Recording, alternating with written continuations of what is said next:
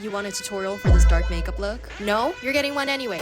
Rocksweet sent me some of their eyeshadow palettes, so I'm doing a tutorial with 2 of those. If you want to see the full swatches and a tutorial for this sweet makeup look, that's already out of my profile, baby. Starting off with brows. I'm using this thin dark gray brow pencil. With edgier looks, the brows are usually thin. You don't need to fill the entire thing out, otherwise it'll make it thicker.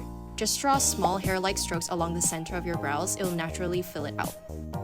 Next is blush. I'm using this Muse Mousse Cream Blush. It's a grayish mauve shade. It's super unique and really pretty. I'm using this in a high placement, blending it all the way up to my temples and eyelids. The pigmentation wasn't enough for me, so I topped up using this 3CE powder blush. Eyes is the hardest part, so pay attention. Grab a fat base eyeshadow brush and blend the white shade all along your top lid or anywhere else you're putting eyeshadow. This is to make sure we have a good powder base that the rest of our colors can lay on top of. Don't forget to concentrate the inner corners for a brightening effect. Then I'm taking a dark gray to the outer third of my eye. Specifically for monolid eyes, it's very important that you work in gradients, whether that's vertical or horizontal across your eye. Make sure you do this with your eye open so you know what it looks like.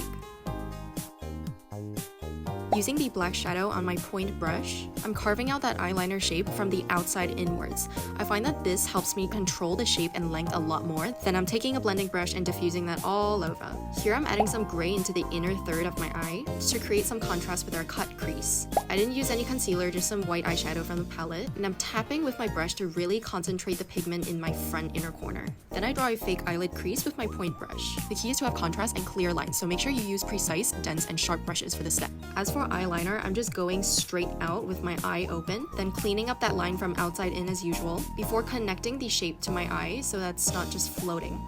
You can see that on my eye shape, this forms a sort of triangular shape. And when my eye is open, it looks all winged and cat-like. I forgot to record this part, but just use an angular brush with black on it and go along this shape.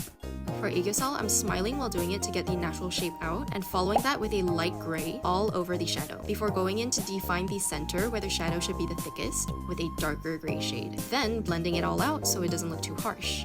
You can go over and redefine that if you'd like. Do not forget to highlight the center with a white shade. Finally, I'm just adding that glorious silver sparkle all up in our inner corner. So when you turn your head, it really catches the light. It's so yummy. I did do my lower lashes, but I also forgot to record that, so you can just refer to this. I also don't really know how to do my lower lashes. Nose contour. Use an angular brush and shade in these places. Remember to blend from the inside out to create a realistic shadow. If you're unsure, I have a whole tutorial dedicated to nose contour. Use your matte highlighter in these areas. And add that shiny exclamation mark highlight on the nose bridge and tip.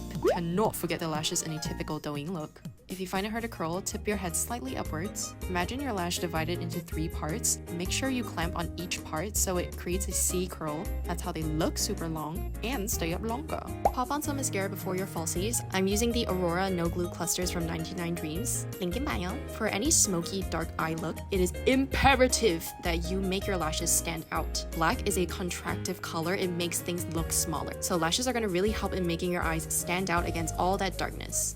For lippies, I'm concealing the mess underneath with my lip base, then doing some good old shading to make them look really, really fat. My lippy today is this girl called Glaze. It's such a pretty and wearable muted mauve-y red. It looks a lot brighter on the hand. When it goes onto the lip, it's super pale and really, really pretty.